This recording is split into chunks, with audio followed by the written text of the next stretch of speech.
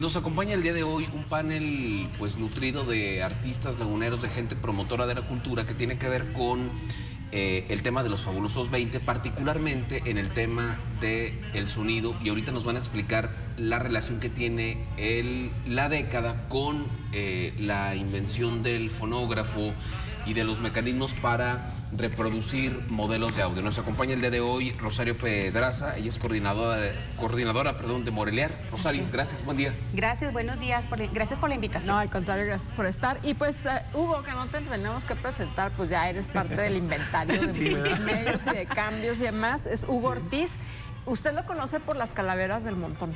Exactamente. Pero él tiene un bagaje impresionante. Sí, Hugo Ortiz, arquitecto de profesión, él tiene no es una habilidad, ni aprendió un oficio, sino es un don que tiene para crear modelos con 2 papeles, harina y agua.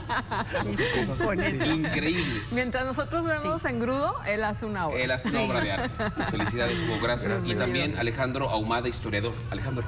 Así es. Gracias. Bienvenido. Al contrario, gracias por... ¿Por qué, Al contrario. iniciando con la historia, por qué es importante o cuál es la relación entre la década de los 20 y todo esto que nos presenta Hugo, como lo es el fonógrafo? ¿Cómo se llama el primer? El cilindro de Edison fue lo primero que se grabó el sonido. El cilindro de Edison. Sí. Con eso se grabó, se podía generar una grabación de audio y bueno, los acetatos que vemos ahí. Ay, qué hermoso. ¿Cuál es la relación, Alejandro? Así es.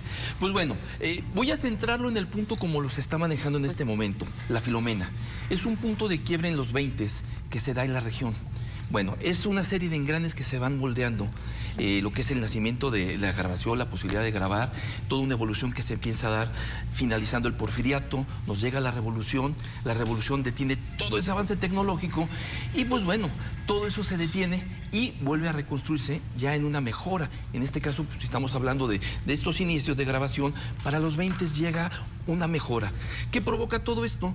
Que bueno, la música se desarrollara, los ritmos empezarán a escucharse en todos lados del mundo y todo eso empieza a darse. Los que eran cantantes o compositores en un lugar pequeño viajaban a las ciudades y de ahí podían viajar a Estados Unidos, donde estaban concentradas la RCA, Brunswick, las principales grabadoras, que son las que empiezan a distribuir y se empiezan a formar los primeros catálogos musicales.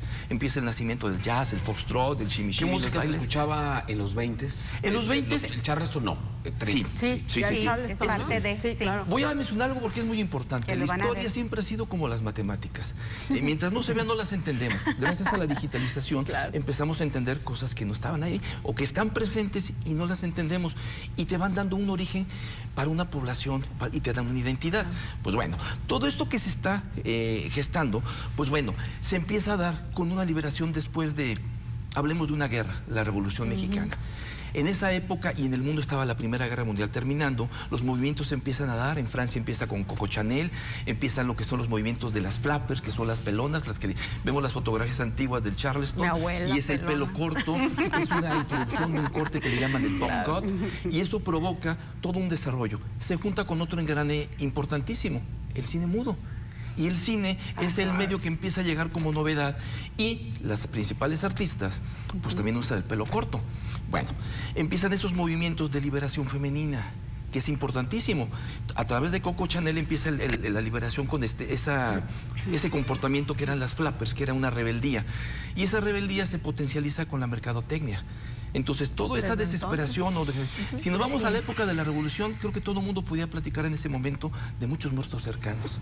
Es lo mismo cuando el muro termina en Berlín. Y más en una ciudad como exactamente Torreón. Como ahora en Torreón. Claro. Entonces, todo eso se empieza a gestar y nos llega, como siempre, en el caso de Torreón, que fue desde su inicio, a través del ferrocarril. El ferrocarril fue el enlace con las fronteras y con la Ciudad de México. Oye, Alejandro, traían por ahí una memoria con la voz de Porfirio Díaz, si no me equivoco. No sé si la producción la pueda reproducir, porque a mí me encantaría escuchar a ese Están hombre. trabajando en eso. Cuando esté lista nos avisan para pasar. Igual el Arqui quería intervenir en el sentido de que no es... una aclaración. ¿Qué es? ¿Es vinil? No son acetatos, no. Estos discos son de pasta. Son de pasta. De pasta, sí, parecida al cilindro, que fue lo primero que se hizo. Y ya posteriormente, en el 48, se lanzó por la Columbia Records, perdón, el disco Acetato, que es el que mencionaste. Estoy viendo Entonces, Sí. el padre de los... Del sonido. Del ¿no? sonido. Primero No, que se de la me grabó. refiero a grabación. el padre de los materiales con los que se reproducía, porque ahora es digital todo. Sí. Sí, sí. El padre es la pasta. El cilindro es primero. Bueno, El ese es cilindro y luego es la decir, pasta. si yo quería escuchar una voz de Porfirio Díaz, lo podía En el cilindro. escuchar en el cilindro. Cilindro. Es ¿Cuánta- como el origen. Claro. Sí, bien. Ahora, preguntábamos hace unos minutos, ¿qué voces de famosos o de personajes importantes a nivel histórico están en este formato?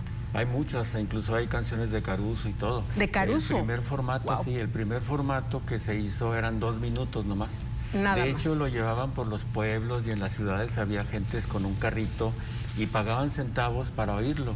Incluso cuando hay un comentario en libros que cuando iban a los pueblos llevaban el fonógrafo en carpas para que la gente lo oyera. Y mucha gente salía asustada, decían que eso era del diablo porque Claro. era máquina. Ahora, justamente